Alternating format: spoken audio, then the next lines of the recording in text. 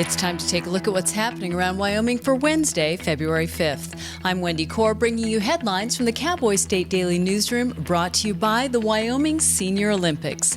Experience the excitement of the Winter Games, February 20th through the 22nd in Pinedale, and support the SAFE initiative.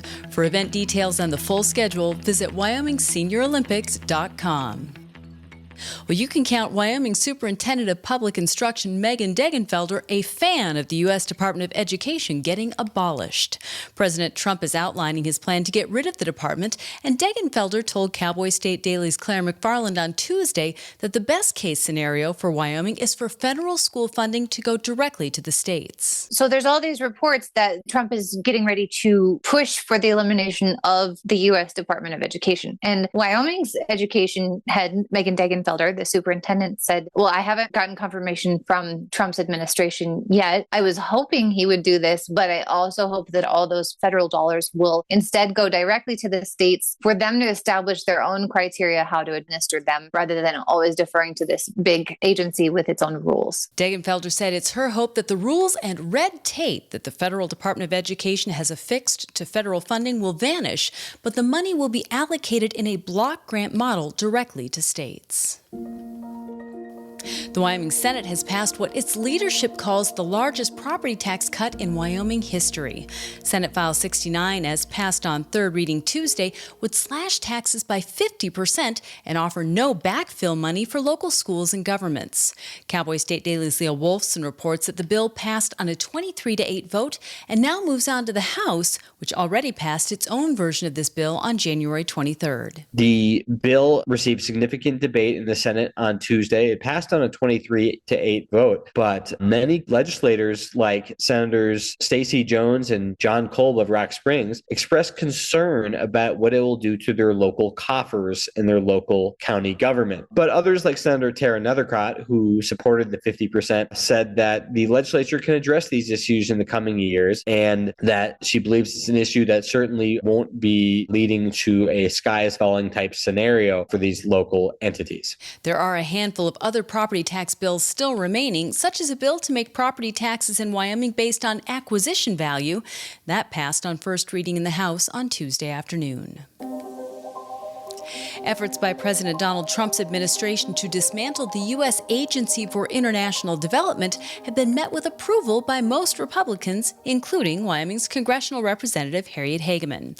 The organization's stated purpose is to strengthen U.S. influence abroad by providing money for humanitarian and economic purposes, as well as for combating repressive regimes. But Cowboy State Daily's Sean Berry spoke to Hageman Tuesday, who said she believes that USAID is, quote, an insidious organization that needed to be reined in, if not eliminated altogether. Rep. Hageman's concern is that the U.S. Agency for International Development, USAID, which is an independent agency, as she noted, it was not authorized by Congress and is not overseen by Congress, has never been overseen by Congress in its entirety since it was founded in 1961. She thinks that it's lost its way in many respects. Many people just point to wasteful spending generally, woke spending on things that have nothing to do with humanitarian assistance, nothing to do with combating repressive regimes anywhere in the world. And I think most alarmingly, Rep. Hageman has pointed to examples where she thinks that USAID has actually funded Hamas. She thinks that they funded the Taliban. And she also thinks that there is USAID money that went into the anti-Semitic riots on U.S. college campuses last year. Hageman said she agrees with Trump's crackdown on the agency, carried out mainly by Elon Musk,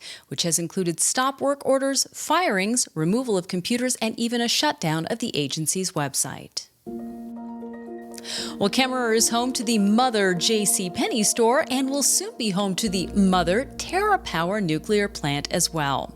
The synergy of that isn't lost on TerraPower, which has designed a 35,000 square foot training center with that very idea of a mother ship in mind, even calling Kemmerer's nuclear plant Unit 1. That's according to business reporter Renee Jean. They're hoping that it encourages tourism in Kemmerer, for one, that visitors may want to come just like they do come to to the mother JCPenney store, that they might want to come to the mother TerraPower plant and learn about nuclear energy. It's also, though, going to be the training center for all new TerraPower employees. So TerraPower employees will go to Kimmerer, regardless of what country they're from. They will live there for a temporary amount of time. They will fill up hotels. They will eat at restaurants. They will shop in local stores. I talked with the mayor, and he's hoping that that leaves a good impression with those visitors, that they'll want to come back to experience more of what Kimmerer has to offer. Construction on the huge training center should start sometime late this year.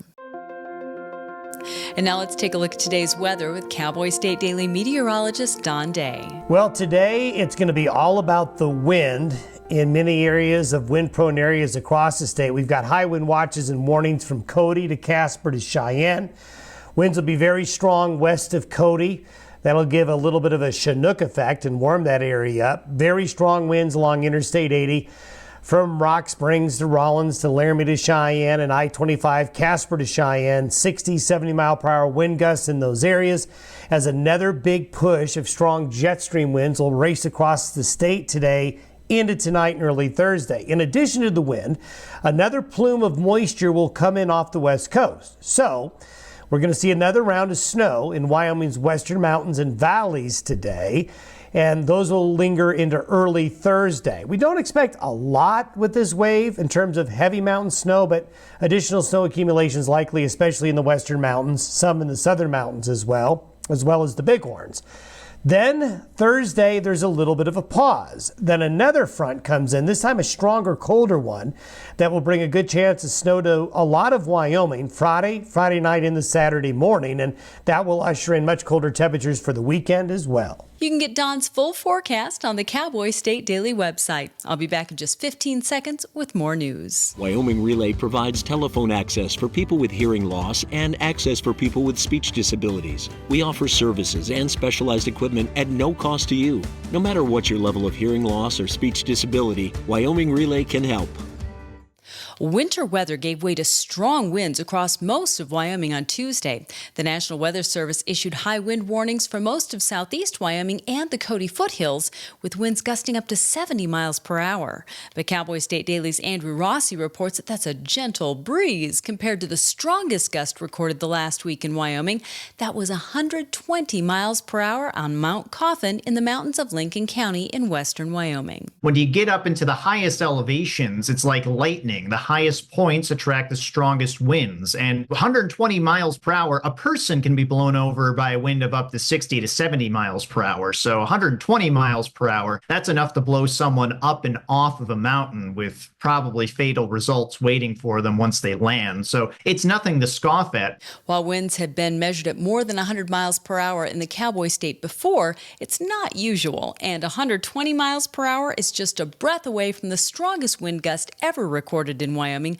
That was 128 miles per hour measured in Clark in 2022. The Wyoming Game and Fish Department is eager to take over management of grizzly bears if they're delisted from federal protection, and Congress might finally make that happen.